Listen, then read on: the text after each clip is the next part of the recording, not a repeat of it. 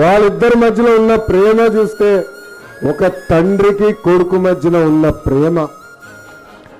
ఆనాడు ఒక ముఖ్యమంత్రిగా ఢిల్లీకి వెళ్తే కొడుకు వస్తే ఎంత సంతోషం పడతాడు ఒక తండ్రి, అలా అటల్ బిహారీ వాజ్పేయి గారు చంద్రబాబు నాయుడు గారు చూసి ఆనందపడ్డేవారు, కౌగులించుకునేవారు.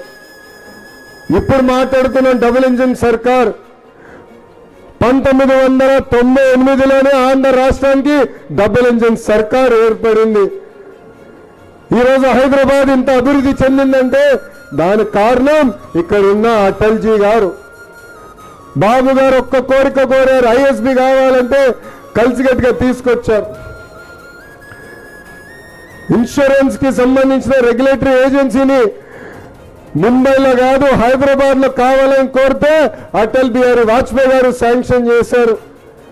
ఆనాడు ఆఫ్రో ఏషియన్ గేమ్స్ హైదరాబాద్ లో మేము నిర్వహిస్తామంటే నిర్వహించండి, కావాల్సిన ఇన్ఫ్రాస్ట్రక్చర్ కి నిధులు కూడా కేటాయించిన వ్యక్తి అటల్ బిహారీ వాజ్పేయి గారు. ఒక మాటలో చెప్పాలంటే తెలుగు జాతి ఆయనకి రుణపడి ఉందని ఈ సభాముఖంగా మీ అందరికీ నేను తెలియజేస్తున్నా.